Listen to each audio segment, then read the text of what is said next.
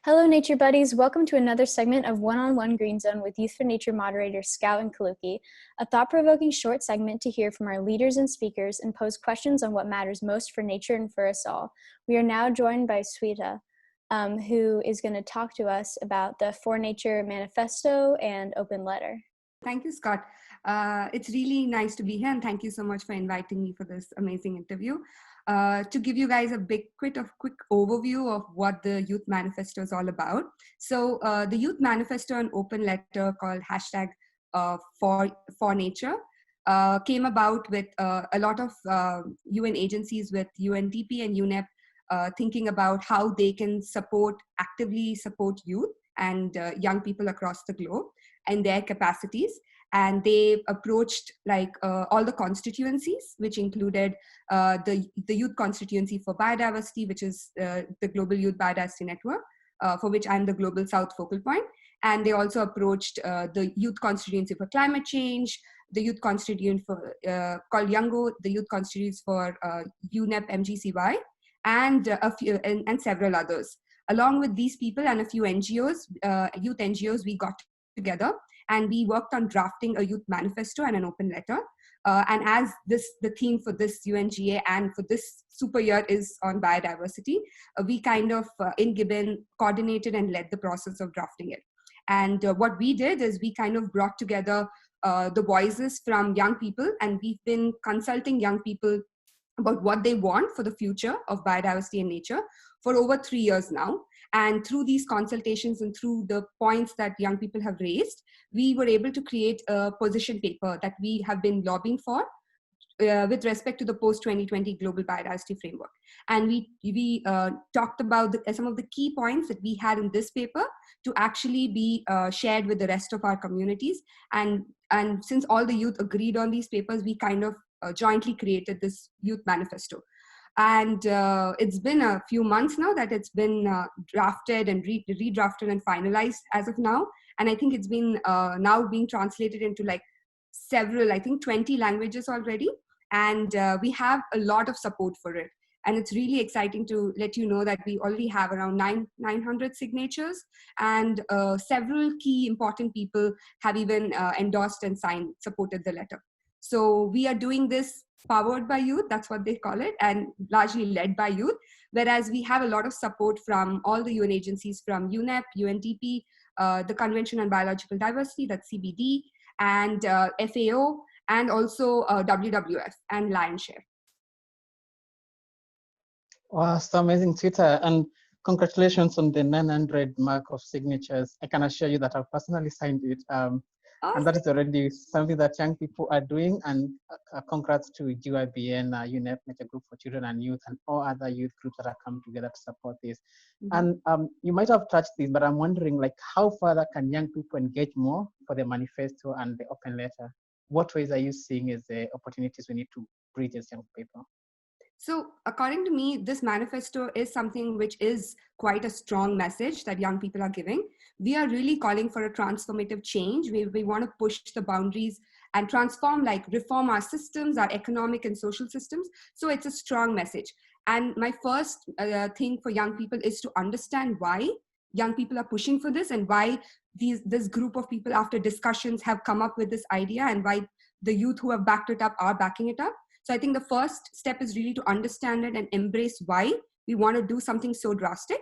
Then I think that once they understand it and they own it, I think that's where the true power comes in, because the reality with any kind of a letter or a manifesto is, or if you really want to influence something at the UN level, it has to come through parties. And that would mean the power lies with young people on the ground in their own countries, understanding this, supporting it, and forcing their countries, their city mayors to actually push for it in the post-2020 Global Biodiversity Framework. So that is one location they can push for it, along with several of the other important conferences that are going to be happening this year till next year end. I think all these locations would be key places where young people could talk to their own countries, talk to the focal points in their countries to really say, this is what young people in our country want, and you need to support it. And that's when the true power will come out. And, so it's all in the hands of these young people on the ground to really make it happen. Indeed, I agree with you. And the oceans, young people are rising. We are rising for this manifesto. And please, from wherever you are listening this from, be sure to sign the manifesto for nature and also the open letter drafted by GYBN, Media Group for Children and Youth at UNEP, and other big organizations.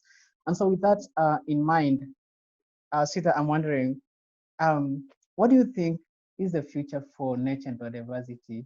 And you can link it to the manifesto, but you can also broadly link it to what GYBN is doing. So maybe I would like to start it off with a personal side of it, of what I see as a future.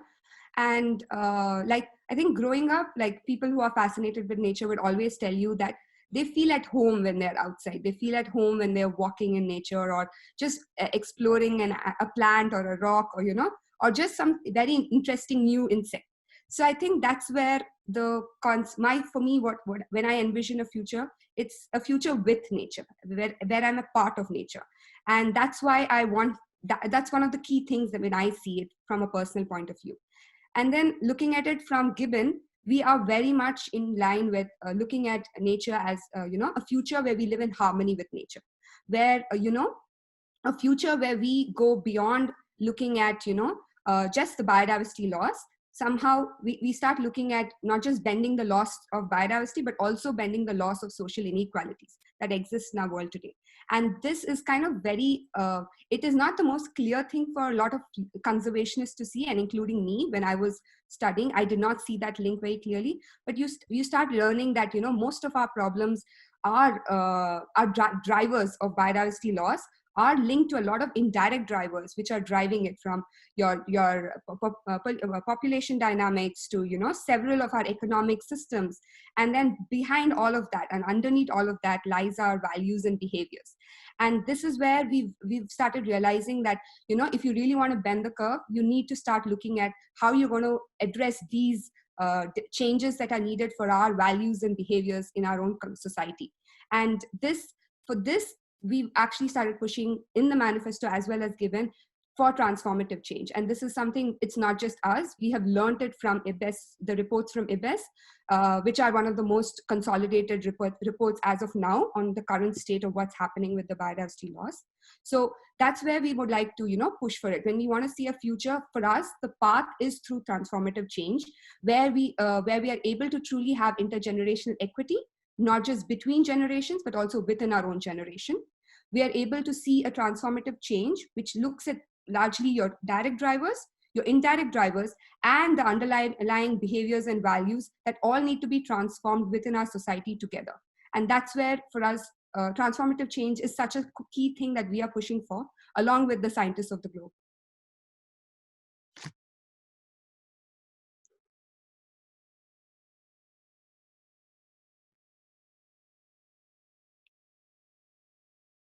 Thank you so much. So our next question is, what action are you taking to be part of the solution? So for me, like while I started off taking action as a young conservationist wanting to do work on protected areas and understanding and learning about I studied stump-tailed macaques in my thesis for my master's, and I wanted to go and find ways of protecting this species. I kind of slowly grew and learned more and more, and now I'm in the place where I want to be a part of the solution, not just as protecting one species, because I know that it's all interconnected. It's all a part of the web of life. And if I really want to protect that one species of mine, I need to protect the entire planet and all the diversity that exists within it. So I'm now working on doing one of the things that we are working on in GYBN is to create massive amounts of capacities and knowledge in young people to take on action, to truly empower them to take on the challenges that are existing outside, to make them understand that the complexness in the biodiversity crisis and biodiversity itself is very complex. And we want them to embrace that complexity and not to run away from it and feel like, no, this is really too much for me. I don't want to look at it as a whole. But we are working very hard to show people that this is how our life is. This is how our planet functions. And we need to understand to embrace it and find ways of, moving with this complexity and pushing our systems towards good health. And I think that's where my role comes in as well. I'm somebody who has been doing workshops with GYBN for over 4 years now. And we've been training young people at regional levels, at national levels, to actually take on understanding biodiversity, understanding the laws, understanding how they can take action at the national level and at the international level, and where they can be truly empowered to have a voice and push for what they want. So that's where my role comes in. And as I was telling you just before that, this is like a part of transformative education for us, to transform the way young people see the world and how they can be a part of the solution, if you might call it that.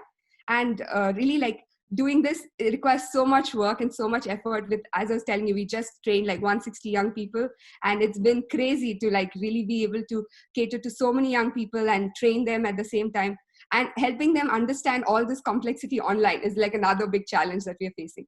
But it's a beautiful journey, and it's amazing to to see how young people are transformed by the end of a training. So it really empowers me to do more and be a part of that side of the solution. Thank you so much. And so this is you've already sort of touched on this when talking about your work, but in general, how do you think we can empower youth more? I think this is like a much bigger question. And I mean, there's a lot that we've been doing and talking about this in the recent past, because young people have now become like a very important player, if you might call it, in the global dynamics, and people are slowly listening to young people.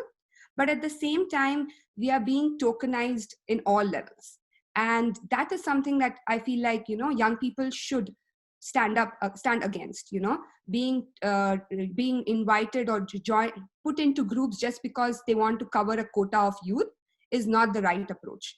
For youth to be truly empowered, we first need like the older generations to stop thinking about young people as like there's this archaic concept in psychology where they think about young people as empty containers which need to be filled before they're useful for society. I think that we need to get that concept out of their heads. Like, the older generations need to remember that, we are active people. We are taking amazing lead in our communities, in our societies, and we are pushing innovation to levels that they have never done. And they need to first acknowledge that we are strong players here, that they need to, listen to us at an equal footing. And the way they can do that is also to ensure that they empower young people to take on opportunities where they can truly represent themselves. They need to help build capacities of these young people to come and occupy spaces that can be, where they can say what they really want to say, and not just like tokenize them and bring them on the table, put them there and tell them what to speak about and how to behave and, what to say and not to say. And this is something we should really push for. And as young people, I think a way we could also look at it is what we are strongly fighting for is intergenerational equity, which is a term that we want to push into the post-2020 global biodiversity framework, where we want to push for the future the generations to understand that this equity is important and this is a right for us and we have a right to the future. So, it's a hard struggle, but I think at several levels we need to, like, at individually as a young person, you need to look at yourself and prevent yourself from being tokenized. At a level as, organizations like us who are youth led, we need to start being more clear and teach our people which opportunities to take that can truly empower them, and also give them the, training to be able to speak in a certain setting. And then at the global level, hopefully, if you're able to push for like some key concepts like intergenerational equity, I think that would be an amazing path for empowering young people across the globe. Wow. What more can I add to that, Swetha? I really agree with you on all different levels, and just to tell people that young people mean business, and when they say that you are noisemakers, we better raise our voices and make that noise more, because the noise is needed. But you're not just about making noise, you're actually calling everyone to action, and you're calling global leadership that has failed over the years to actually turn their eyes around and look at young people like GYBN that are leading so much on biodiversity and creating access for young people to actually come and be part of the solution. So really appreciate the time you've taken to, walk us through the For Nature Manifesto, the open letter itself, and how young people can be engaged in this, how, NGOs, the UN group of organizations, and other key players can be part of this, and we really don't take it for granted. But now, since we recognize the large number of people that are joining us for this interview, we also like to invite some people to ask questions to Swetha. And first up, Leah Phillips from UNDP. Welcome, Leah. Thank you. It's such an honor to be here with everybody today. I'm wondering, what are some of the clear action steps that you give youth, or that you help bring about or encourage when you're speaking to youth, that they can take to really push for action on nature and biodiversity? So, I mean, if you had asked me this question a few years back, my answer would have been different. I would have maybe said like, yeah, they need to change their consumption practices. They need to change their, the way they need to be more conscious about, things like that. And, maybe even like do more and, take up bigger actions and do advocacy work and stuff like that. But I think now my answer is a little more refined. While I do believe it is important for us as young people to look at our consumption practices, it is much more than that. And young people can like start thinking about their actions in several levels again. I think I really like the concept of looking at different levels. So like if you look at it from a personal level, and if you say that my capacity as a young person is just to, be a conscious citizen of this planet, then yes, you can start off by being conscious of your own consumption practices and ensuring that you do not like, get into that whole system of, over extraction and over consumption and, add your footprint to it. Try to be more clear about that side of your creating a sustainable lifestyle is where I would say they could start. But then if you are wanting to take a bit more of a step and say, okay, I want to not just be somebody who's a conscious person with a sustainable lifestyle, but I want to talk about it, then I would say that, you could start talking about it even within your own community, with your own people. Start sharing information with them about, what's happening in this planet, not just with sustainable lifestyles, but also with like talking about the different initiatives that are out there that are working so hard to change things in our own community and change things, across the globe, and start pushing people to support these initiatives, that are, taking the bigger burden of really pushing ourselves towards transformative change. I think asking them to understand them, support them, maybe financially, or even like just supporting their voice. These could be some of the steps that they could take, because till now, while it was important for us to just look at our own behaviors and our own styles, now it's become much more where we need to be more reflected about what we are doing, how everything we do impacts the community or impacts the globe. And every action that a young person takes, we should be self-reflected. If let's say you want to do a beach cleanup drive, it is an amazing thing to do and it's great. But we as young people would have realized, if you've done it once, you realize that the trash will come back again. And we need to start asking those people when they come for the beach cleaner type to think about it. Where is this trash coming from? How do we make sure that we don't have to do this every 10 days or every 1 month? Start helping people reflect about the drivers. Make them ask the question why. And I think that's where even simple actions that you do, like a beach cleanup, can get better by actually making people feel reflected. Like making them think about the whys and how maybe we should take stronger actions. Maybe we need to make a social media campaign where we talk about where this trash is coming from, taking photographs of the wrappers that are coming and which countries they're coming from. Start pushing for people to start think about a change in the values itself. And that you can do at every level. Whatever action you're doing and whatever level, you can think of changing your behaviors and changing your values as a person and sharing that change with others, telling people that this is important for us to do. How long are we constantly going to go behind consumption and materialistic needs? Is that what is really satisfying you? And, get people to feel more aware and connected with that concept of, thinking about, do I need this? Or what do I do to ensure I'm able to communicate to my people that this problem is a big problem and we all need to be there to support it.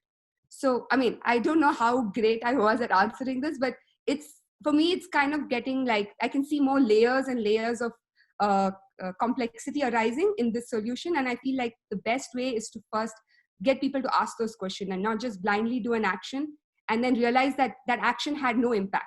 We need to start thinking about what actions are like those intermediate solutions which don't really create the change, and what actions are going to be really the truly transformative ones that can push for a change, and the change that we as young people want. Because the reality is we are tired. We've been doing this for so many years and we don't see a change. And it is frustrating for, young people saying, why is it that we're doing so much, but still nothing is moving? And this is where we need to reflect and think about how our actions are doing or not doing something, and how we should change our actions to be able to do more. Indeed, thank you so much. And I can assure you, Swetha, that you answered it well. And from Leah's smile, that was a good way to give a response. And now, I don't want to put you on the spot again, Swetha, but you've talked about different calls to action and so many messages that everyone can actually learn and take up from you. But then, as we come to the close of this interview, what would be your general message to the world? So, my general message, I think, maybe I would like to give my message to the youth.